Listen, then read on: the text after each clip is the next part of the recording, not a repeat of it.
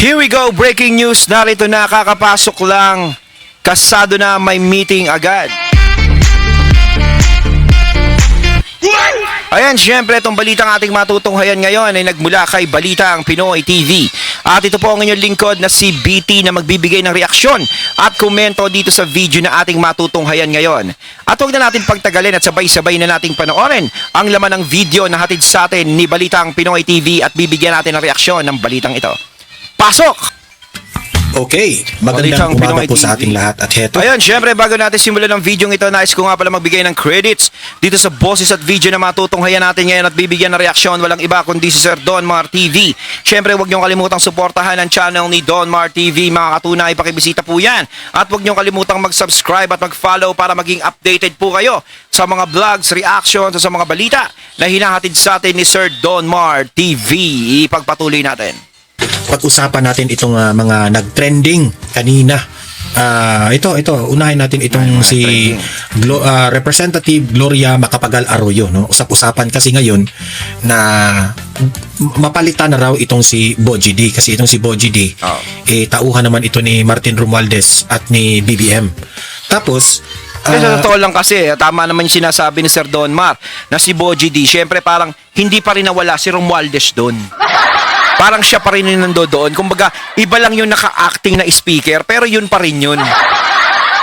Usap-usapan na ngayon sa Kamara na meron pong ilang mga congressman na ayaw na kay Bogie D at gusto na nilang si Gloria Macapagal Arroyo ang magiging House Speaker. Okay?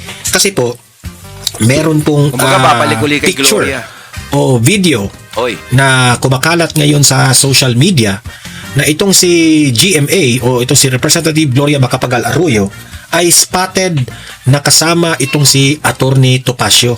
At alam naman natin itong si Attorney Topacio ay talagang supporter ito ng mga Duterte. At hindi lang si Topacio, may mga vloggers rin, mga DDS vloggers na kasama. Yan po ang aabangan natin. Mukhang si Gloria ngayon humahataw na, no? Pero kung tutusin, okay naman kung si Gloria is kumakampi o pumapabor sa mga Duterte. Pero siguro kung yung nagiging chismis na magiging vice president siya ni BP Sara, medyo tabla-tabla tayo dyan.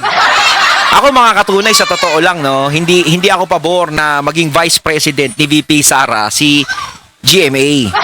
Kayo mga katunay, kayo ang tatanungin ko, ipapasa ko sa inyong roleta. Comment lang po kayo sa comment box. Pumapayag ba kayo na kung sakasakali sa darating na eleksyon sa 2028 ang maging vice president ni Sara Duterte ay si Gloria Macapagal? Pakisagot na lang yan mga katunay, ha? Pero ako syempre para sa akin, opinion ko, ayoko. Kumbaga okay na yung ganyan si Gloria, mag-congressman na lang siya. Huwag na siyang pumanik doon sa mataas-taas. 'Di ba? Delicates. Syempre ako hindi ko pa rin nakakalimutan yung nangyari kay FPJ, 'di ba? Para sa akin kasi, syempre idol natin yan si King of Action, 'di ba? Si ang hari ng aksyon, si FPJ. Kumbaga para sa akin talagang siya yung panalo ng eleksyon talaga nun, 'di ba? Hindi talaga totoo 'yan, 'di ba? At saka si Gloria kasi medyo negative tayo diyan. Pero kung ganyan na nakikita natin sa camera na gusto nila mag-speaker or what, 'di ba? Pero sa totoo lang talaga hindi naman siya mapapalitang speaker eh. Si Bogie D, hindi mapapalitan ni Gloria kasi ang magtatalaga ng speaker diyan, 'di ba? Ang presidente. Hindi naman si BP Sara yung presidente. Kasi po, ako excited ako. Pwede ba makuha sa botohan? Na kung pwede siyang maging diyan, speaker? Kung botohan ng mga congressman? Na si Arroyo po ang papalit kay Bogie D. At least, hawak na ni Gloria Macapagal Arroyo na makontrol niya na itong mga impeachment na ginaganap ngayon sa Kamara ay ito matatapos na ito eh. Kasi ang ingay-ingay na itong Kamara na ito, itong pamumulitika dapat matapos na yan eh. At ito pa, may balita pa ko na itong si Congressman Ungab, no? Binulgar ni Congressman Ungab na pinakamalaking insertions nilagay sa DSWD, DOH at sa DPWH. Yan, nakakatakot yan kasi pera na naman yan ng taong bayan. Iwawaldas na naman yan. Mantakin mo, no? ang sarap mamasukan dyan sa mga, ano na yan, sa mga ahensyang yan. Tain mo, no? Nasa kanila lahat ng pera. Tanong dyan, magkano kayang makukurap na naman dyan? Yan ang pinakatanong natin. Tapos, pakinggan rin natin itong interview ni Congressman Liviste sa Banateros na programa sa SMNI, no? At doon, marami pong tanong ang mga Banateros patungkol kay Liviste kung ano ang nangyari dyan sa kamera, ano ang mga kalokohan dyan sa kamera. Okay, so yun po ang ating vlog ngayon. Ano muna, like, share muna at saka subscribe na rin sa Don Mar TV para updated kayo. Okay? So ito, unahin natin itong excited na ba kayong si Representative Gloria Macapagal Arroyo ang papalit dito kay Bogie D. Ito yung balita, panoorin natin at Sa gitna ng usaping kudeta sa Kamara, spotted si Congresswoman at former President Gloria Macapagal Arroyo kasama si Attorney Ferdinand Topacio at ilang vlogger. Ano kaya ang kanilang pinag-usapan? Alamin sa Agenda Weekend Report ni Isaiah Mirafuentes ng Abante. Unang inulat sa Billionaire News Channel ang umano'y umuugong na kudeta sa Kamara para patalsikin si House Speaker Bogie D. Sa nakalap naming impormasyon, balak ni former President at Pampanga Representative Gloria Macapagal Arroyo na palitan si Speaker D. Kahapon, marin itong itinanggi ni GMA. Kasi hindi ko naniniwala na si GMA yung may gusto.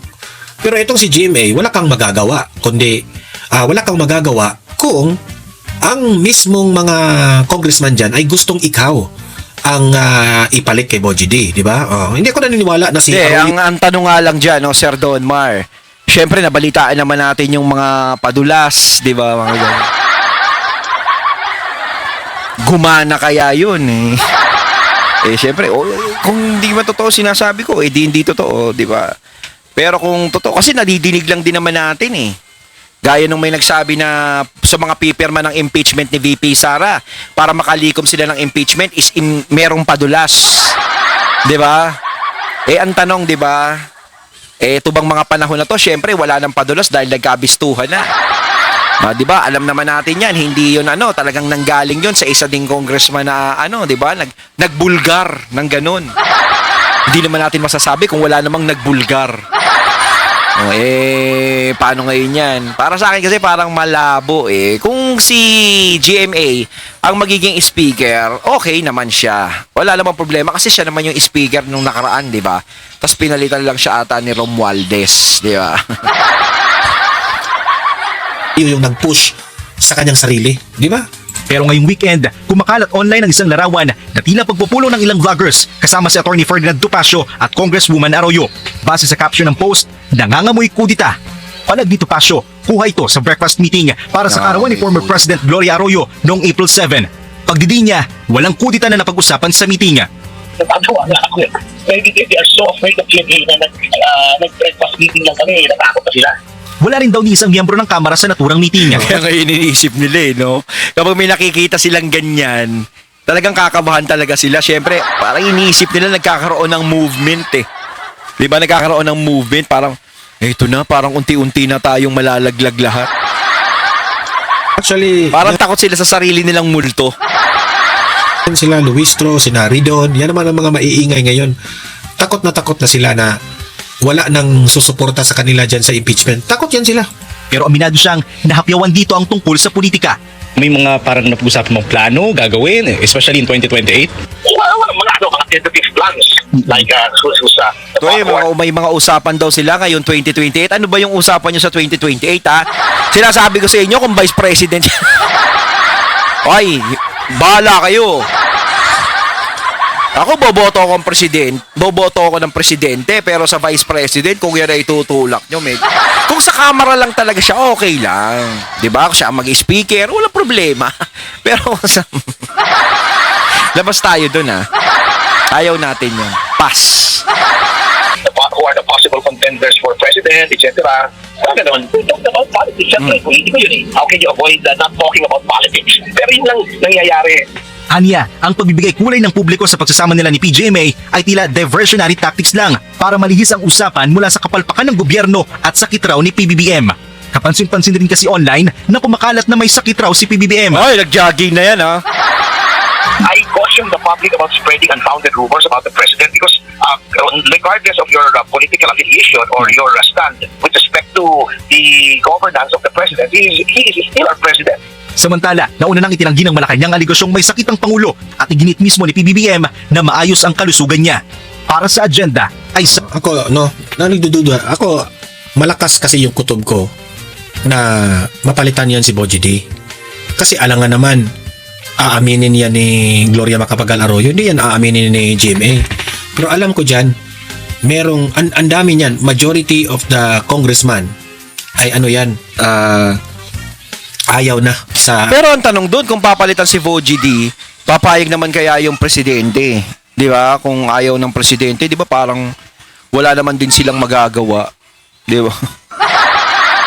Siyempre, ikaw ba naman maglalagay ka ng hindi mo kaalyado hanggat maaari nga gusto nila, ilagay nila yung puro kaalyado nila para control nila yung ball game para walang problema. Administrasyong Marcos.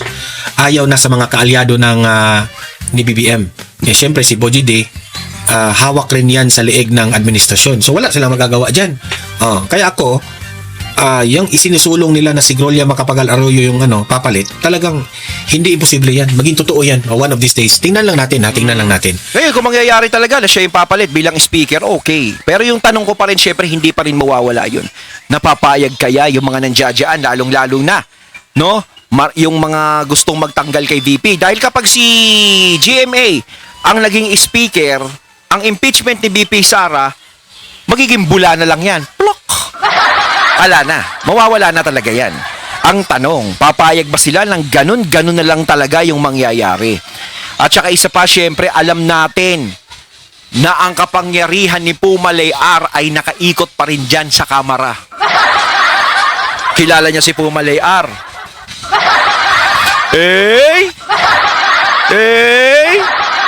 Nandiyadyaan pa rin yan.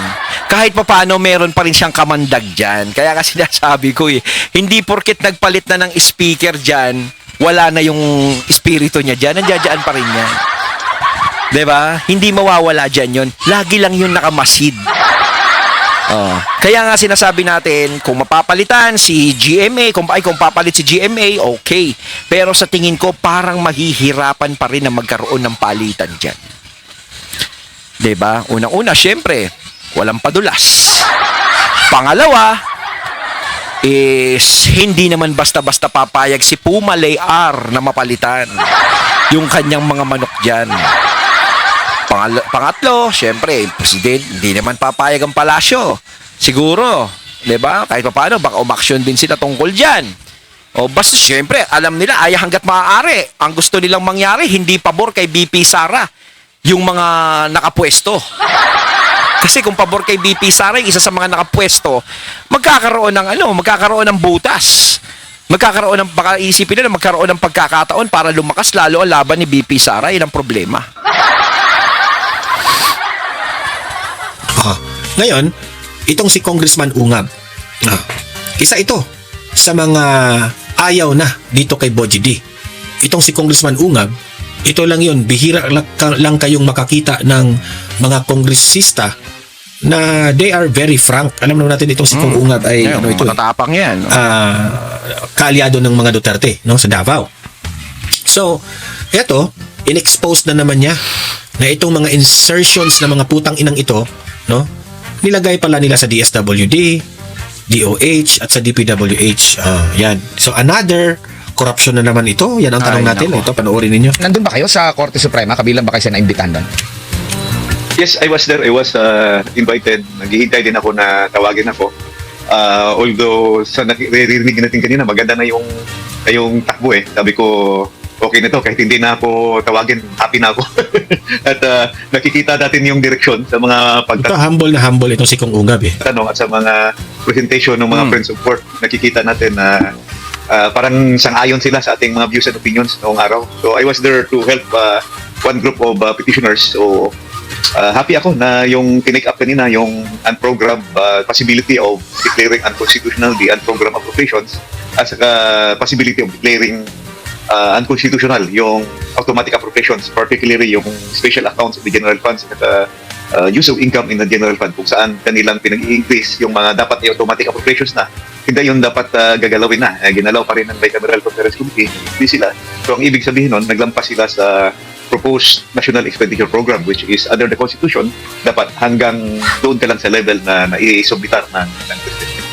Opo, kumbaga doon po sa kasi ang binigyan pa ng ang mga maraming nagsalita doon ay yung mga abogado ng petitioner, tapos yung mga bisita po, no. Hindi lang po kayo na natawag, meron po yung dating budget secretary, dalawang dating budget secretary, di po ba? Tapos isang ekonomista. Ano yung nakikita niyo pong commonality doon sa kanilang pag-question dito po sa mga national budget po natin?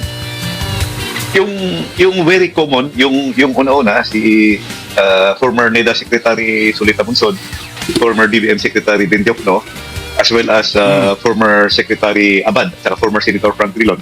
Yung pinakauna na gina-point nila is the budget is really based on the Philippine Development Plan.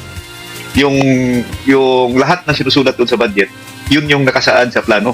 So yung ginagawa ng Kongreso na binabago yung budget, ang pinaka-gist doon, halos pare-pareho sila ng komentaryo, yung nilipat yung program appropriations o priority appropriation. Ang ibig sabihin nun, yung priority appropriations o program appropriations, yun yung pumasa na sa NEDA, pumasa na sa RDC, pumasa na sa DBCC, Development Budget Coordinating Committee, kaya siya nasama sa National Expenditure Program. Inilipat nung Congress, particularly sa BICAM, kasi hindi naman ginalaw sa House, hindi ginalaw sa Senate, doon na ginalaw nila sa Bicameral Conference. Yung sa Bicameral Conference Committee, yung na-mention mo kanina, ang laki-laki ng mga unprogrammed funds, no? Including the increases. Ay, laki-laki so, malaki raw, yung increases. Nilipat yung program appropriations doon sa unprogrammed. Tapos yung naiwan na fiscal space, ang ibig sabihin yung na-vacuum o na-bakante na amount dahil nilipat nila yung program sa unprogrammed, ginawa nilang pinasok yung mga priority pet projects. Yun yung ibig sabihin ni former NEDA Secretary Solita Munsod. At saka, I'm not sure kung si Sec Butchabad ba yun o si Sec Jokto na nagsabi na ang ginawa, this is the new form of pork barrel kasi pinalitan nila yung program appropriation ng mga pet projects nila na kagustuhan ng mga senador at congressman na wala naman doon siya sa Philippine Development Plan, wala na sa plano. Hindi na dumaan sa NEDA, hindi na ito dumaan sa Development Budget or Budget Coordinating Committee. Kumbaga parang magic, parang gano'n, no? Sinisingit lang at saka napansin doon ang pinakamalaking singit sa program yung 2024 saka yung 2025 at saka Singit, yung mga singit, no? kanina lumaki Kaya siyempre talagang gagawa ka ng paraan para medyo kumita ka naman ng konti. Hindi naman kami pwedeng hindi magtrabaho nang hindi kami kikita. Kailangan kumikita kami dyan. Grabe. budget ng DPWH. Actually, hindi ko pa nasabi ito but I will be given a chance to hindi lang sa DPWH yung lumaki. Meron din silang singit doon sa DSWD, yung mga ayuda, X2PAD. Meron din silang singit doon sa DOA. Mahilig talaga sa singit-singit yan sila eh. Singit eh. Nasa singit ang kanilang kapalaran. Ano kayang yung mga singit na yan, nakaduda-duda na yung mga singit-singit na yan. Yung sa Department of Health, yung MAIC. Syempre, hindi naman sila papayag ng ano lang di ba? Hindi sila kumita sa kung ano-anong diskarte. Kasi kung iaasa lang sila sa sweldo nila talaga, kung tutuusin, baka yung mga expenses pa lang sa bahay nila hindi nakayanin Siyempre, lalaki ng mga bahay niyan. Bayad pa lang sa, mamaya air condition niya, mamaya 5. Puro 1.5 HP, 2 HP, 3.5 HP. Malalakas kumain ng kuryente. Takin mo, pati sala, naka-aircon din. Siyempre, doon pa lang, suswelduhin mo sa pagiging politiko mo, mapupunta na ron. Siyempre, kailangan ng konting kicks tayo dyan. Kaya nga kung makakakita ka ng isang politiko na masyadong expensive ang mga nabibili niya sa sarili niya, huwag ka na magtaka, lalong-lalo na kung hindi naman siya hasindero. Di ba? Yung medical assistant for indigents, yun yung mga malaking insertions na lumalabas. Tingnan nyo, ang malaking mga insertions yan sabi niya, DSWD, DOH, DPWH. Yan ang bantayan sana natin. Ayun, natating nato ngayon ang video na nagmula kay Balita ang Pinoy TV at syempre nato ngayon natin ang boses at video na to na binigyan natin ng reaksyon na nagmula kay Sir Donmar TV. Kayo mga katunay, anong masasabi nyo tungkol dito? Comment lang po kayo sa comment box. So once again, I'm BT and I'm out. Peace.